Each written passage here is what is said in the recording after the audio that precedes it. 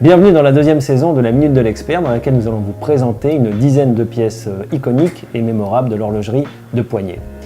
La première aujourd'hui est dédiée à la montre de plongée la plus célèbre qu'il existe au monde, qui est la Submariner 5513.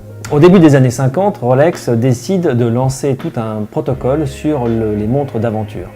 Les premières montres qui sont donc décidées sont des montres d'explorateurs, des montres de plongeurs, et donc la Submariner naît en 1954 avec la première référence qui est la 6204.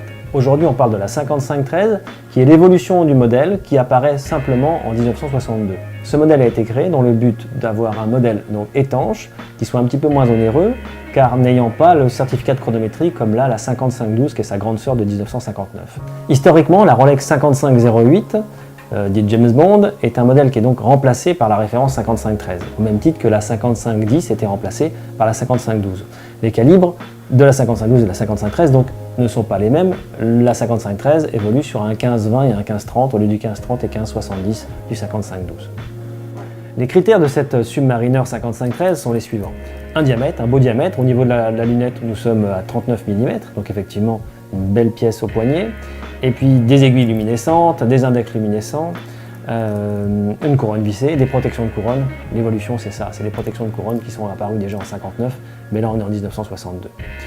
Les premiers modèles sont en cadran dit laqué, et puis on va dire au milieu des années 66, les cadrans évoluent vers un cadran mat. Ces cadrans mat ont une très belle lisibilité, et on les reconnaît tout simplement par leur nom de Meter First. Ce sont les premiers à avoir l'inscription écrite en mètres d'abord. On aura les FIT après, bien évidemment, pour le marché américain.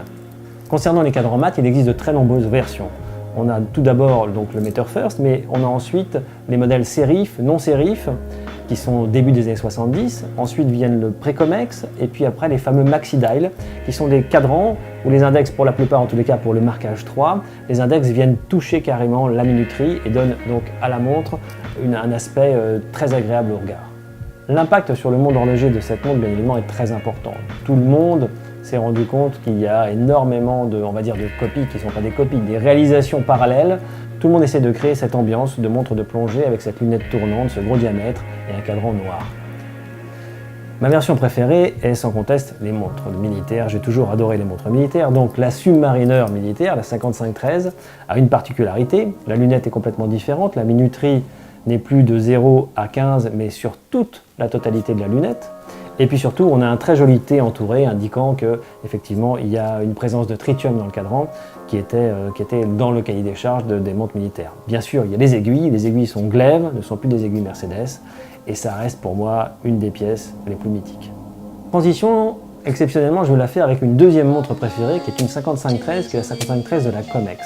Et la transition est avec la Comex, une autre montre de plongée qui a été utilisée par cette institution marseillaise qui est l'Omega modèle Ploprof avec le célèbre poussoir rouge.